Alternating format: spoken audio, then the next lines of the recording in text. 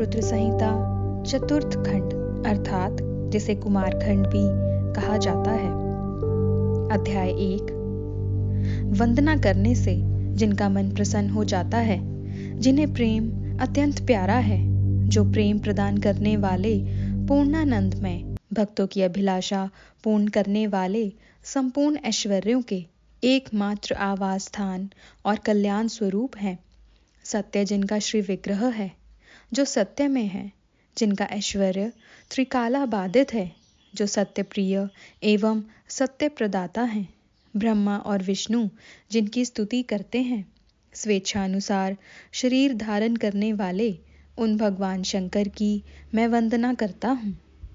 श्री नारद जी ने पूछा, देवताओं का मंगल करने वाले देव परमात्मा शिव तो सर्वसमर्थ हैं। आत्माराम होकर भी उन्होंने जिस पुत्र की उत्पत्ति के लिए पार्वती के साथ विवाह किया था, उनके वह पुत्र किस प्रकार उत्पन्न हुआ तथा तारकासुर का वध कैसे हुआ। ब्राह्मण, मुझ पर कृपा करके यह सारा वृतांत पूर्ण रूप से वर्णन कीजिए।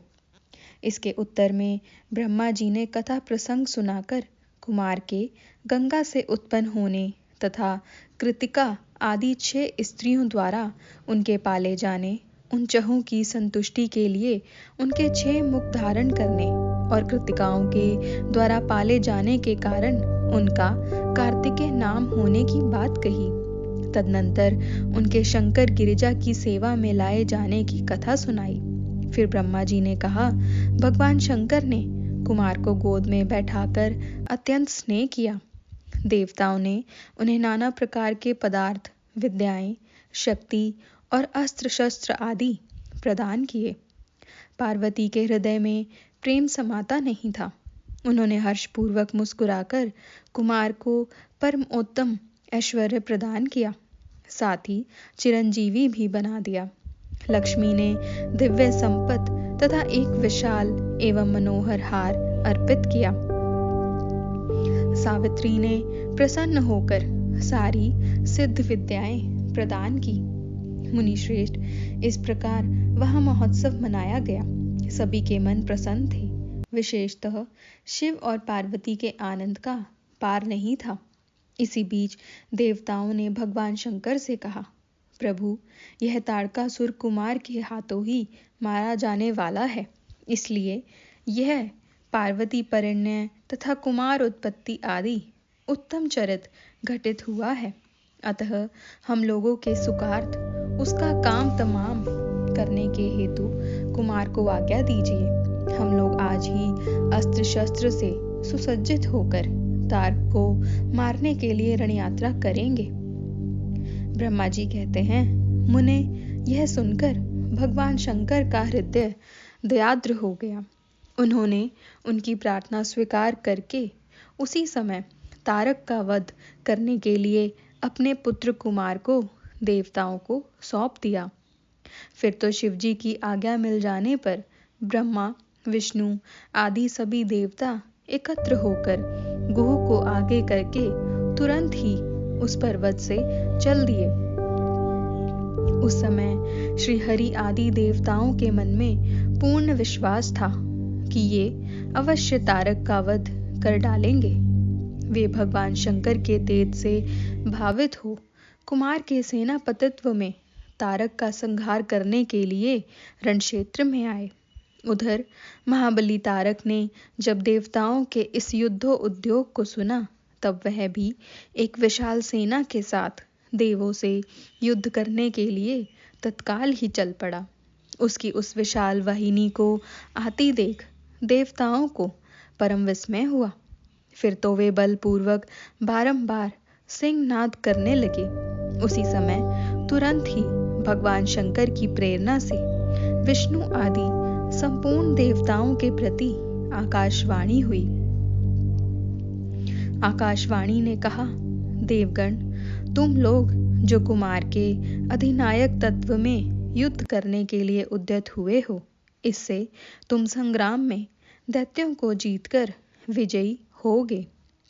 ब्रह्मा जी कहते हैं, मुने, उस आकाशवाणी को सुनकर सभी देवताओं का उत्साह बढ़ गया। उनका भय जाता रहा और वे वीरोचित गर्जना करने लगे। युद्ध कामना बलवती हो उठी और वे सब कुमार को अग्रणी बनाकर बड़ी उतावली के साथ महिसागर संगम को गए। उधर बहुसंख्यक असुरों से घिरा हुआ वह तारक भी बहुत बड़ी सेना के साथ शीघ्र ही वहां आ धमका, जहां वे सभी देवता खड़े थे। उस असुर के आगमन काल में प्रलयकालीन मेघों के समान गर्जना करने वाली रणभेरियां तथा अन्य कर्कश शब्द करने वाले रणवाद्य बज रहे थे। उस समय तारकासुर के साथ आने वाले दैत्य ताल ठोकते हुए गर्जना कर रहे थे। उनके पदाघात से पृथ्वी कांप उठती थी। उस अत्यंत भयंकर कोलाहल को सुनकर भी सभी देवता निर्भय ही बने रहे। वे एक साथ मिलकर तारकासुर से लोहा लेने के लिए डटकर खड़े हो गए। उस समय देवराज इंद्र कुमार को गजराज पर बैठाकर सबसे आगे खड़े हुए। वे लोकपालों से घिरे हुए थे और उनके साथ देवताओं की महती सेना थी। तत्पश्चात कुमार ने उस गजराज को तो महेंद्र को ही दे दिया और वे स्वयं एक ऐसे विमान पर आरूढ़ हुए जो परमाश्चर्यजनक तथा नाना प्रकार के रत्नों से सुशोभित था। उस विमान पर सवार होने से सर्वगुण संपन्न महायशस्वी शंकर पुत्र कुमार उत्कृष्ट शोभा से संयुक्त होकर सुशोभित हो रहे थे। उन पर परम प्रकाशमान चंवर डुलाए जा रहे थे। इसी बीच बलाभिमानी एवं महावीर देवता और दैत्य क्रोध से विहल होकर परस्पर युद्ध करने लगे। उस समय देवताओं और दैत्यों में बड़ा घमासान युद्ध हुआ। क्षण भर में ही सारी रणभूमि लुंड मुंडों से व्याप्त हो गई। तब महाबली तारकासुर बहुत बड़ी सेना के साथ देवताओं से युद्ध करने के लिए वेगपूर्वक आगे बढ़ा। उस रणधुमुर्द तारक को युद्ध की कामना से आगे बढ़ते देख इंद्र आदि देवता तुरंत ही उसके सामने आए। फिर तो दोनों सेनाओं में महान कोलाहल होने लगा। तत्पश्चात देवों तथा असुरों का विनाश करने वाला ऐसा द्वंद्व युद्ध प्रारंभ हुआ, जिसे देखकर वीर लोग हर्षो उत्फल हो गए और कायरों के मन में भय समा गया। इसी समय वीरभद्र कुपित होकर महाबली प्रमद गणों के साथ वीराभिमानी तारक के समीप आ पहुंचे। वे बलवान गणनायक भगवान शिव के कोप से उत्पन्न हुए थे, अतः समस्त देवताओं को पीछे करके युद्ध की अभिलाषा से तारक के सम्मुख डट गए। उस समय प्रमद गणों तथा सारे असुरों के मन में परमोल्लास था, अतः वे उस महासमर में परस्पर गुथ होकर जूझने लगे। तदनंतर वीरभद्र से तारक का भयानक युद्ध हुआ। इसी बीच असुरों की सेना रण से विमुख हो भाग चली। इस प्रकार अपनी सेना को तीतर बीतर हुई देख उसका नायक तारकासुर क्रोध से भर गया और 10,000 भुजाएं धारण करके सिंह पर सवार हो देवगणों को मार डालने के लिए वेगपूर्वक उनकी ओर झपटा। वे युद्ध के मुहाने पर देवों तथा प्रमद गणों को मार मार कर गिराने लगा।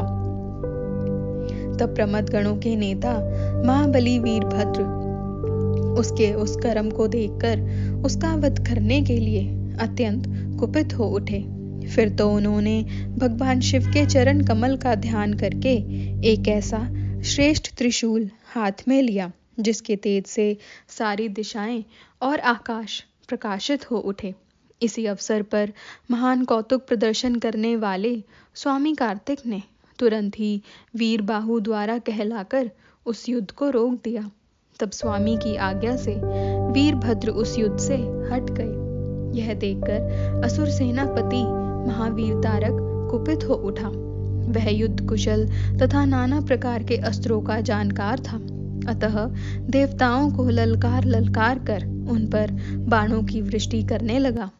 उस समय बलवानों में श्रेष्ठ असुर राज तारक ने ऐसा महान कर्म किया कि सारे देवता मिलकर भी उसका सामना न कर सके। उन भयभीत देवताओं को यूं पिटते हुए देखकर भगवान अच्युत को क्रोध हो आया और वे शीघ्र ही युद्ध करने के लिए तैयार हो गए।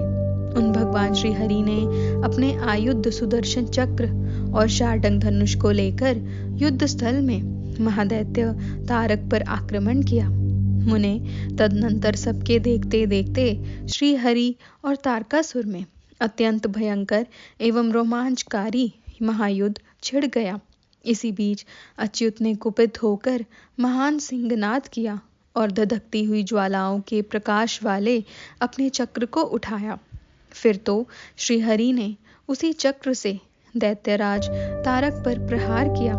उसकी चोट से अत्यंत व्यथित होकर वह असुर पृथ्वी पर गिर पड़ा, परंतु वह असुर नायक तारक अत्यंत बलवान था। अतः तुरंत ही उठकर उस दैत्यराज ने अपनी शक्ति से चक्र के टुकड़े टुकड़े कर दिए। मुने भगवान विष्णु और तारकासुर दोनों बलवान थे और दोनों में अगाध बल था। अतः युद्ध स्थल में वे परस्पर जूझने लगे।